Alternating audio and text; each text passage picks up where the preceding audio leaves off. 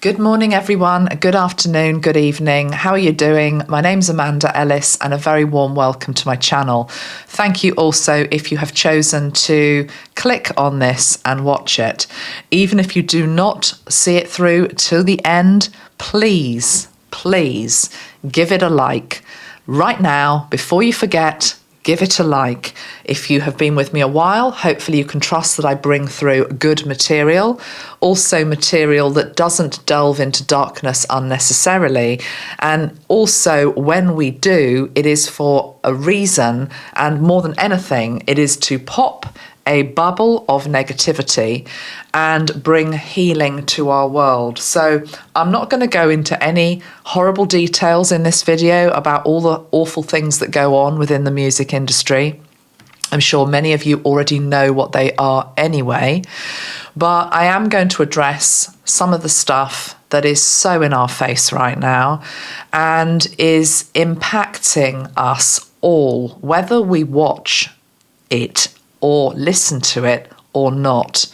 I'm going to start with a quote from, I believe, Einstein. If I'm misquoting him, it's probably the sort of thing he would have said, which was, everything in life is vibration. Let's just really feel into that. Everything in life is vibration. I believe this to be absolutely true. Everything in life is vibration. So there is a saying, of course, isn't there, that if a butterfly flutters its wings on one side of the world, there is a tornado created the other side. Maybe a bit of an exaggeration, but you get the drift. Everything is connected. Everything is vibration. So when something is put out and served up on a plate to millions of people at any one time, and enough people watch it, engage with it, absorb it, integrate it, then that has an effect on the wider collective. So what's prompted this is an unlikely subject, really, to raise the whole spectre of darkness, witchcraft, Satanism within the music industry, because there are so many acts we maybe could mention. But I'm actually going to start with something which used to be very benign, very friendly, very wholesome, very family orientated. You might not live in Europe, it doesn't matter, because you'll have an equivalent probably in your country, or if you haven't got an equivalent, you'll certainly have something that brings a family together around the table to watch. It could be the Super Bowl in America, music and sport in particular, and of course we've got the Olympics happening in a couple of months, are said to be two of the things that really unite people across countries, across race, across different religions. You know, if you kick a ball in a different part of the world, that child will still recognise maybe it's football, or you might call it something different, or they'll recognise maybe a song. It's something that unites us. So there's great power when something is served up to millions. What is this benign event that has prompted me to come on? It's the Eurovision Song Contest. The Eurovision Song Contest. But we're going to talk about music and the music industry in a wider sense. But we're going to start with the Eurovision Song Contest. I'm going to read you what I wrote yesterday on Facebook and Instagram. It's only a short little post, but it will just help me to get back into this subject. Thank you so many of you that supported the post and encouraged me to do this video as well. There's a little spider just crawling across my view. Okay, we'll just let him do his work. Spider medicine is a good thing, is it not? I believe.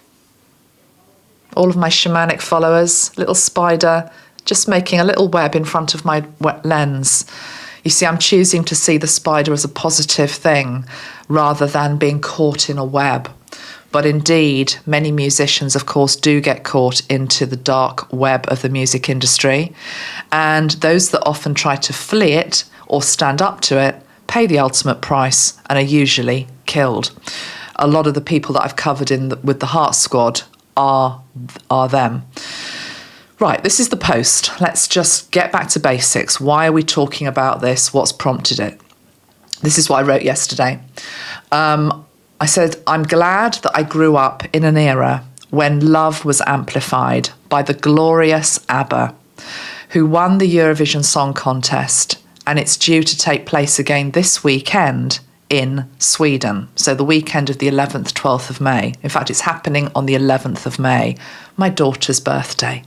But 11, as we know, is a very dualistic number. It's a number that can be absolutely about mastery and light, but can also be inverted. Anything can be inverted that is good.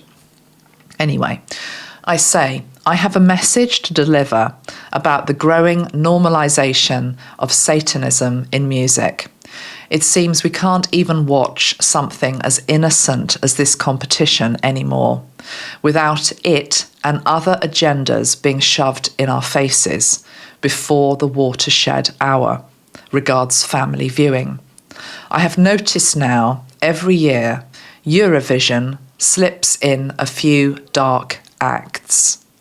I called out on YouTube Madonna's performance at the Eurovision in 2019. The video is still up, actually.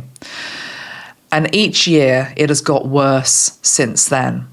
It's also so predictably boring.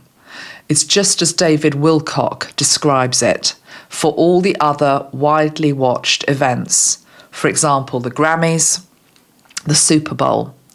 Play to the devil, sing to the devil, honour the devil, dress like the devil. It's all just art, you know.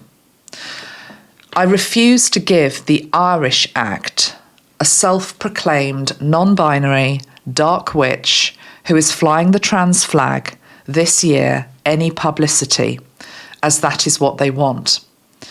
Eurovision of old wasn't about gender, it wasn't about sexuality, because quite frankly, who cares? It was about music, solely music, and it was fun. Even the politics within it was pretty light-hearted. The UK, where I am from, usually always got awarded 0 points, as no one liked us very much after the Iraq War. Now, that's my mum's theory, and I think she's probably right. But it was still okay, and it became a standard joke even in the UK. It was 0 points again. Now, however, the laughter has died. As well as Satanism made normal, we have divisive war politics with expected Gaza protests and the Israeli act fearful of reprisals for even attending. We are a long way from ABBA. And if I have the stomach for it and the energy, I will talk tomorrow about the boiling frog analogy for where we are now with music per se, because most don't even realise they are being slowly polluted by the hot water, which is indoctrination of all. Oh, don't be so sensitive. It's only art. It's just a laugh. It's freedom of expression. You just don't get it. Stop being such a prude. Well, this white witch will call out the creeping assault regards dark black witchcraft, because for every dark toxic queen there is a more powerful white queen. That is me, that is you, many that are watching. Invoking dark spells, rituals and mind control on our children and in our homes is not okay. It's not entertainment, it's trash, and I revoke and redirect it. I will always be Team ABBA. Thank you for the music. So, that's what I wrote, and that's how I felt. And yes, it was prompted by the Irish act this year. Somebody said, the fact that you're talking about it, you're giving them more attention, just don't talk about it. And I guess the implication was it will all go away. The problem with that is that these things don't go away. They actually grow by us ignoring and by us not calling it out. So it's a very difficult line because, yes, you give it a bit more attention, but you do so because then when we know what we're dealing with on the light and dark checkerboard, which is the spiritual warfare battle at the moment, you know where you're at, what you have to do, and what you need to pop in terms of dissipate and transmute the negativity that is being put into people's homes day after day, not just with something like Eurovision, but through mass media, through entertainment, the entertainment industry, Hollywood, and definitely the music industry. Now, I've said for many years that the music industry and Hollywood are absolutely due their moment, their tower moment of purging, of healing, of acknowledgement of all that has gone on, and it will come up. And it's going to be very shocking for many people. A lot of the names that we've grown up with, that we love, or we have loved, are not who we think they are. And it's going to be painful. It's going to be a painful process for people to accept, although many people won't want to accept it. My guide, Archangel Metatron, and your guide, he's here for everybody, and the energy of Jesus as well, and Archangel Michael, and Mary Magdalene, and who else have we got here today? Kali, Ma as well. They're all piling in. They're all here to help us with this battle. I talked in a couple of videos ago about the only way that we're going to reclaim back our world from this madness and darkness that is taking over is to reclaim our streets one by one, basically, whether that be in terms of the senseless violence, the hatred, the just the warring with each other in our towns and our communities. We want to be creating safe, harmonious, balanced communities. But so too, the battle for what we watch, what we hear, and what we're being fed. And I think this is why I got so pissed off, to be perfectly honest, when I was watching, as I always do, the Eurovision entries for this year's final on the 11th of May. Because having called out Eurovision for a couple of years now, as that post talked about, there's always a couple of acts that aren't just edgy. It's not about being edgy. It's actually about pushing, let's call it for what it is, Satanism and witchcraft in our face and normalizing it. I'll talk about the boiling frog analogy in a moment. In fact, let's do it now so people understand that don't know what the boiling frog analogy is. It's a metaphor, basically, for the fact that for the normalization of certain things. So one of them will be the growing glamorization and indoctrination and normalization of dark witchcraft in our world. So this is the boiling frog analogy. It says, if you place a frog in boiling water, it will jump out immediately. However, if you place the frog in warm water and just very gradually boil it, it will sit there and boil to death. What it means is that you don't recognize the danger until it's too late. We can take that metaphor into many things in our world at the moment. The erosion of freedom, and freedom of speech being one of them. But here, let's just concentrate on what's been happening with music. Music of old, the innocence of it, the purity of it, the edginess of it. I think those of us that weren't alive, and I actually wasn't alive during, well, was I alive? Yeah, I was alive, but I don't remember Elvis Presley. It wasn't my generation it was my parents' generation where Elvis Presley just arrived from nowhere. And the grown-ups were, absolutely disgusted at his hip gyrations and everything else and blah, blah, blah. Music is meant to be edgy. It's meant to push the envelope a bit. There's always going to be a division between what young people want to listen to and what older people want to listen to. And that is just normal. We all get that. But over the last 20 years in particular, yeah, I'm comfortable with that time frame. 20 years in particular,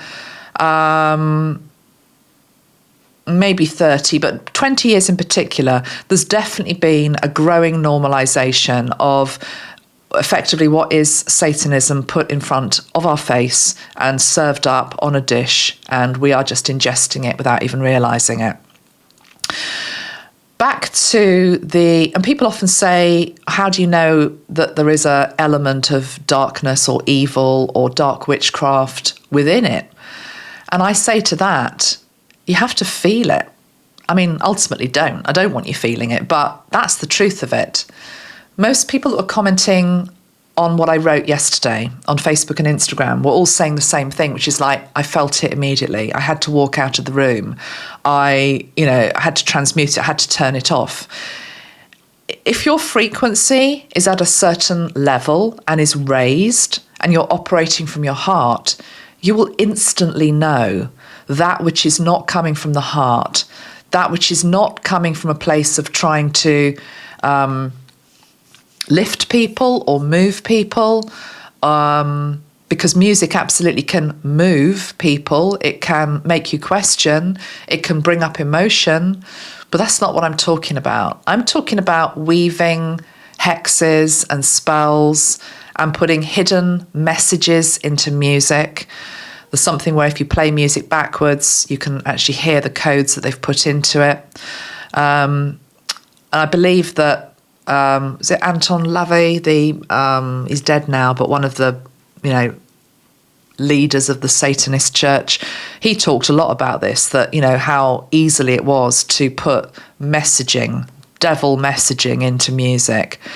This isn't a new thing. But it just struck me this week how far we've fallen, basically. With regards to something such as Eurovision, I remember being, I think I was about 7, maybe I was a bit younger, I can't remember. Whenever ABBA won, one of my childhood memories is I was allowed to stay up late to watch Eurovision that particular year. And my parents were having a dinner party downstairs in the cottage. And my mum, I remember it in such detail. My mum had made this red wine beef casserole. I can still smell it. Just the smell of this amazing food was in the house. My parents had friends over. They were just having a nice little dinner party. And Paul and I were able to stay up to watch Eurovision upstairs in mum and dad's bed. And they plonked us in there, which was a treat in itself because they had a big comfy bed. And we had a big bowl of peanuts and we watched ABBA win. And I just remember it. And I just always have been an ABBA fan, of course, ever since. But I was thinking today, my gosh, I know children. I've got people in my own family who are, younger, 8, 9. The thought of them sitting down to watch something like Eurovision now and seeing that Irish act as an example would horrify me. And indeed, I also know children who are very gentle, very autistic. And we've really got to protect these special kids because they're actually our future as well. They're the ones who've been born with innate sensitivity and gentleness and an open heart. And what Metatron is saying to me is their files can become corrupted. What that doesn't mean is that, it's over for good if they see something or read something, because the world is a dark, twisted place a lot of the time. They are going to come into contact with nasty material out there. But it's like the computer analogy. If you have a corrupted file on your computer, it has to be cleaned. It has to be, you have to do a software update or something. So there will always be a download that is available for any person, any child that witnesses something, watches something, hears something that is detrimental to their innocent nature. But it's much better if they don't watch it in the first place. So back to the point, just switch off the TV. It doesn't matter. You're not watching it. It does matter because, as Einstein says, everything in life is vibration. You've got millions of people watching it. It does matter. It goes out there. So I'm not going to give this person any publicity here. You can go and see or look at them if you want to. They're called Barbie Thug, the Irish act. And it's interesting, isn't it? Because even that name, this is what people who are operating from the dark side do. They take something very pure and very innocent and they invert it. It's a bit like using a cross and using it upside down. That's a very Satanistic symbol that often you see people wearing upside down crucifixes or crosses. They're inverting something which is about, in the case of the cross, transformation, liberation, rebirth, etc. So Bambi, we all know Bambi. It's the innocent Bambi, the deer. I remember that from my childhood as well. But no, we have to have Barbie Thug. And we've got this person prancing around in the middle of a pentagram. Yeah, I am going to say it as I feel it today, okay? If I am offending anybody, just switch off, because I know the vast majority are with me on this one. Please give me a thumbs up and a like.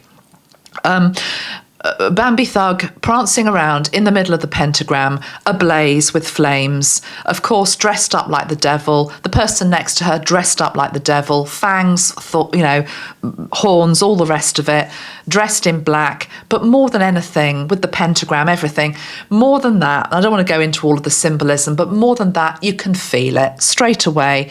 If you are coming at it from a heart-centered place, your heart feels that and it turns away and it doesn't want to know. So number one, what we do is we try to transmute it and we send love to that person that's doing it in the first place, because they're just one of many. This is somebody who's just basically a puppet. There are so many of these puppets within the music industry. Ultimately, we need to cut the strings of the people that are really promoting this type of stuff and serving it up to us. But that's a dangerous thing to try and do, as somebody like Michael Jackson will tell you, okay? The day that he stood up to Sony was, what did he do? He called out the head of Sony as the devil. He called him the devil. And then, surprise, surprise, a few weeks later, the first claims against Michael Jackson happened. It's these guys, probably women as well, the heads of these multi-million, billion-pound industry feel as though they're untouchable, and they have been up to this point. But the positivity that I take from all this is that more and more people are waking up and seeing it for what it is. And absolutely, it's about switching it off, turning it off, transmuting it, and I'll get to that in a moment in this video, because I'm going to give you some tools, if not for Eurovision, for other stuff that's out there in terms of how we can help stop the tide, basically, of this darkness, because that's our job as light workers. That's why we're basically here, okay? And ultimately, we're doing it for the world, but we're doing it for our kids. I talked in that post about the difference between dark witchcraft and white witchcraft. I don't actually have it as a hashtag that I'm a white witch, but, if you want to call me that, it's fine, because I would have been called that in days of old. I am into herbs, I'm into essential oils, I use oracle cards, I use sacred geometry. I believe that we can all have a connection to the ascended masters, the angels, the fairies, the elementals, and know how to do that. This was hidden knowledge. In days of old, we would have been burnt at the stake. We probably were. Maybe you were next to me. But ultimately, why you have this knowledge is because you're trying to better the world. You're trying to better and help your fellow man and woman. You're not using it from a place of ego, for your own good, for power, for dominance, for control. And that, dark witchcraft is not about that at all. It's not about that at all.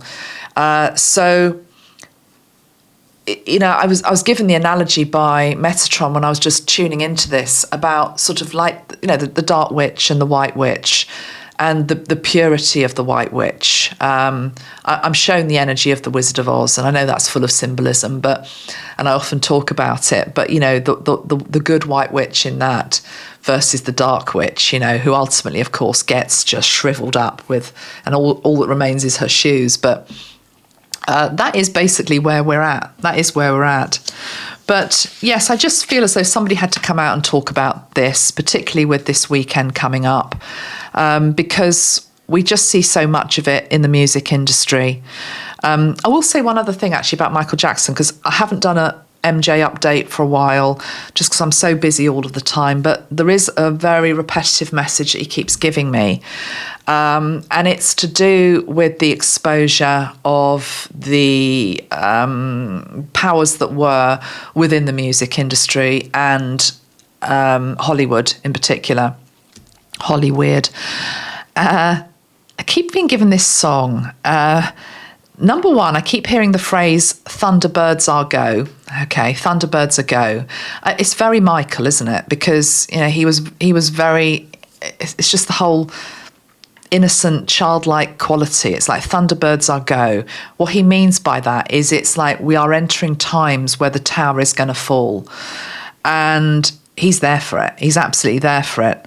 But equally, I can't remember how this even came up, but there's a song by a group called Busted. Okay, not even my era. Busted. I think they were in the 90s or 2000 or something.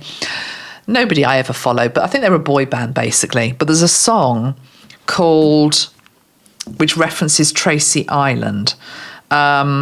Is it the year 3000? Hold on, guys. Let me just see if I can find the lyrics. No, it's not that one. There's another song they do where they talk about Tracy Island.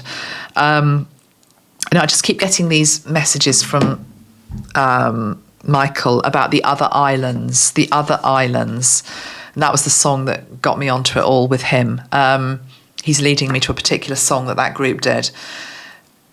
It's the whole link with these higher echelons that need to be called out, basically.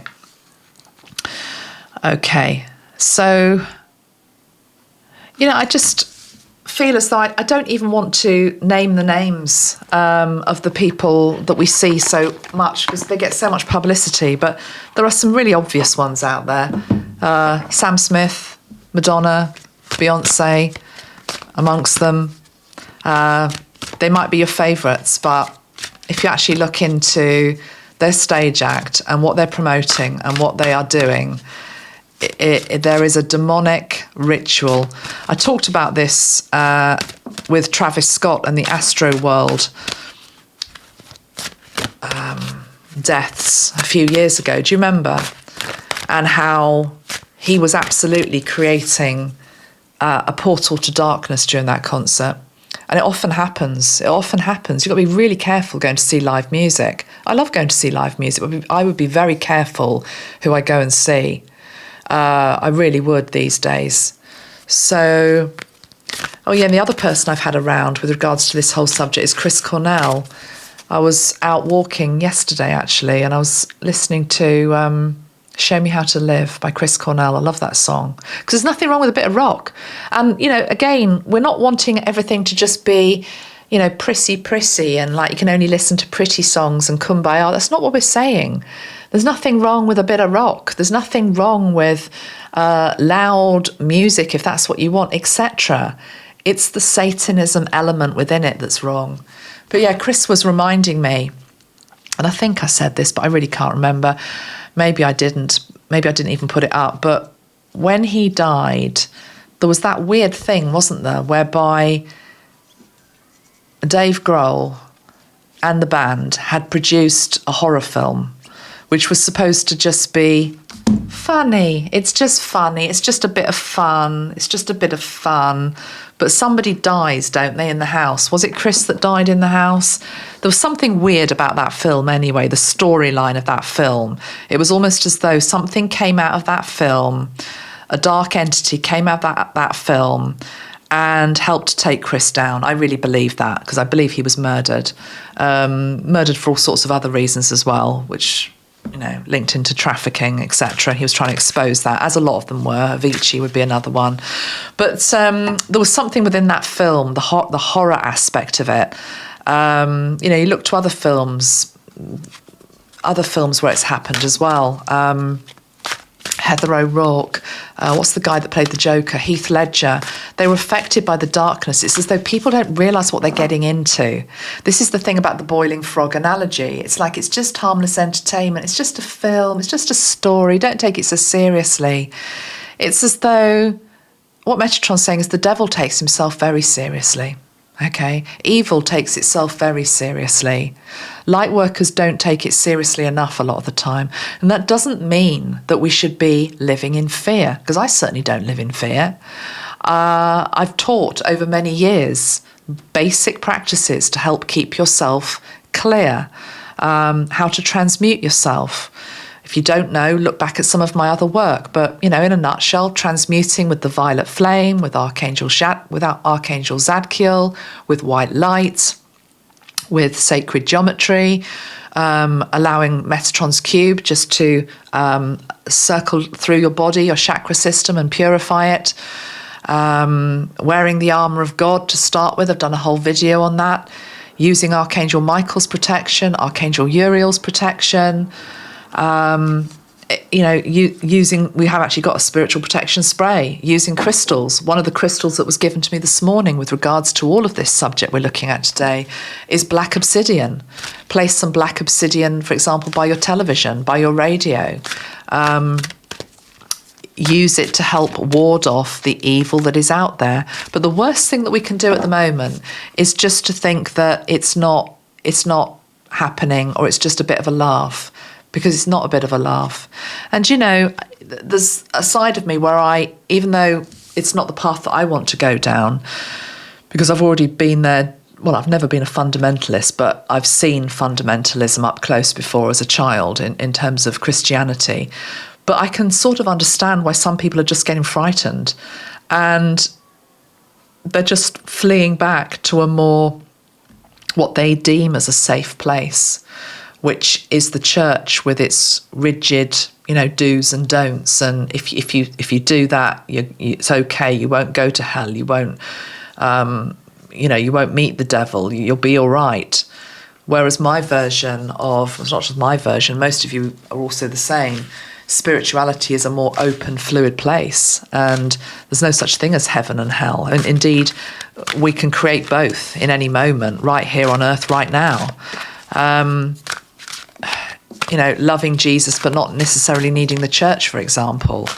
You can if you want, but you don't need to. But I can understand why people are fleeing back to a safe, what they feel is a comfort zone, a traditional zone, because nobody's tackling this darkness. No one's even talking about it much. It's just passed off as now family entertainment. It's not family entertainment. I'm shuffling the Mary Magdalene deck. I don't even really know why, but let's just pull a card as I am doing that.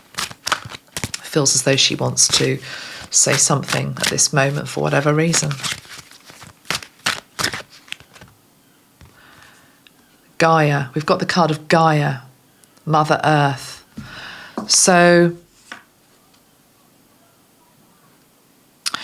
the card shows a forest with the night sky, where you could view it as the coming dawn, or you could view it as the coming night. But there's something here about how Gaia is able to help us absorb and transmute the darkness around us at this time, to not be frightened of it, in the same way that the sun and the day is not frightened by the night. One of the sprays, actually, that I was asked to bring to this video today by Metatron surprised me, but then I realised why. It was a children's spray. It's actually a children's spray, which is called Sweet Dreams. Sweet Dreams. It's a children's aura spray by Archangel Metatron. And it's got the moon on it as well, and an owl. And it's just a nighttime view. And there's something here about nighttime, not being scared of the nighttime, not being scared by this darkness that's in our face. I wasn't scared. No part of me was scared when I saw, for example, this Irish act or Sam Smith or any of them. I'm not scared by it. It makes me angry, actually. It just makes me angry. Holy anger comes up. And that's interesting because on the bottom of the deck, we've got acceptance, because most people are just accepting it. That's the boiling frog analogy. It's just, don't we sit, all of that.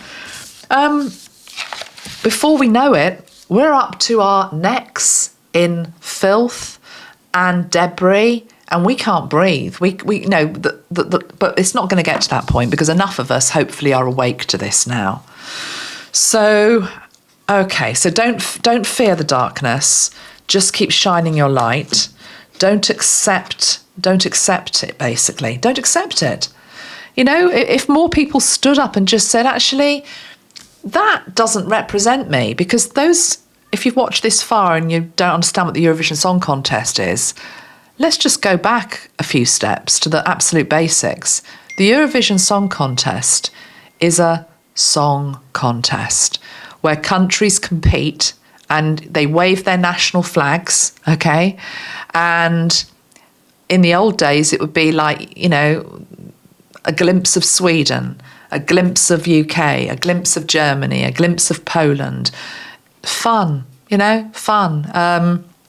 It's not fun anymore. It was always about the music. It wasn't about all these other things that are now creeping into it. But people are just like, oh, well, you know, it's just how it is now. No, don't accept it. Don't accept it. More of us have to stand up. So, anything else I want to say in this video? How we counteract it. Okay, so by not accepting it, Mother Earth seems to be coming in to say, I will help to transmute this darkness. In the same way that, you know, manure can create new flowers and healthy crops, etc.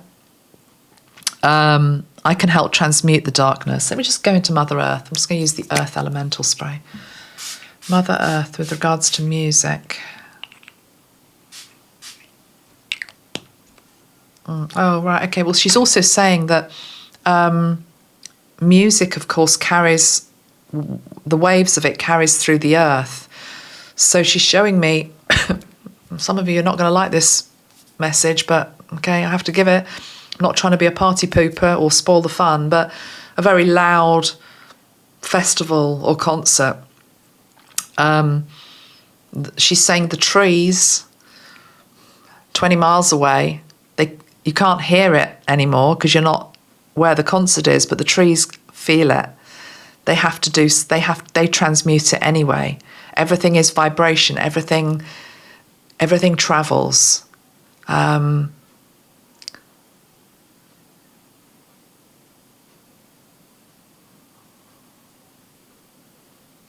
It would be nice sometimes for that to be appreciated, that Mother Earth does that for us, that she transmutes vibrations, that she's just showing me like a huge network and labyrinth of a grid of all these veins, for want of a better word, you know, running through Mother Earth, and capillaries, and through them run everything, you know, run emotion, emotions run through them, frequencies run through them, discordant ones and healthy ones. And she's saying, please try to put healthy ones into me as well, to counterbalance it. So, you know, if you're not going to watch the Eurovision this week, as an example, or the next Super Bowl or whatever the next thing is, where they stage something and weave a spell of darkness, they might try it at the Olympics as well. You know, you look back at the London Olympics, whenever that was, the programming that was in that opening ceremony was terrible, actually. You know, if you actually look back at it now, it has a whole other meaning. It was presented as there was one aspect of it which was supposed to be a celebration of the NHS, our National Health Service, and they wheeled out all these people in beds with bandages all over them and people hooked up to drips and syringes, and all these ghouly ghosts sort of wandering around. But, you know, then the pandemic followed and it all sort of took on a bit of another meaning. Madonna's performance, going back to, I can't even remember what I talked about in that 2019 video. I'll post it below. But I seem to remember it was all programming of what was to come in the next few years. And there was a line that she kept repeating about a proportion of people that weren't going to make it. What was the song? I'm going to look up the song because I'm going to call her out. Very unpopular whenever I do this, but hey ho. I hope I'm wrong. I hope these people are pillars of their community and, doing great stuff, but I don't know whether they are. No, doesn't say. It was something along the lines of, some of us are coming into the future, most of you aren't, or something like that. I'm not really choosing it. You see this has just come on my phone. I Choose to Live in Love by Sam Garrett. That's the type of music that's going to help us. Anyhow, right. Anything else to say before I sign off? So Gaia can help us putting out some positive vibrations this weekend, or on any big potential ceremonial thing that they plan to do, which is ritualistic. Playing some beautiful songs, playing some blinking ABBA. I mean, that will raise the vibration. And of course, ABBA is a name for Father, isn't it, in terms of Father God? So play that band loud and proud this weekend. That would be a good thing to do as well. Use your black crystals, the obsidian, that helps as well. But more than anything, stand up and say, no, I do not accept. I do not want this. It's one way we can reclaim our airwaves and the choices that we're served. Otherwise, what Metatron's showing me, he's showing me a menu. And you go into a menu sometimes and there's like a huge variety of things to choose from. It's like, I could eat 10 things off this menu. And then other times you go to a restaurant and there's like maybe one thing that's palatable, but you don't really want any of them really. None of it looks very appetizing. That's where we're heading at the moment. We don't want that. We don't want a limited menu. And what he's meaning by that is because people have got used to a lower common denominator energy that's served up, that's entertainment. Well, actually, no, it's not. We've just forgotten how good music can actually make us feel. And it's time to bring that back. Okay, I've said enough. I'm going to leave it there. Thank you for listening. Lots of love. Please share this video and have a good weekend. And what's your favourite ABBA song? Put that in the comments below. Okay, what is mine? Probably SOS. I love that one. Although they're all good. There's not really a bad ABBA song. I've always quite liked SOS though. I mean, ultimately that's where we're at. SOS. Bye. Bye.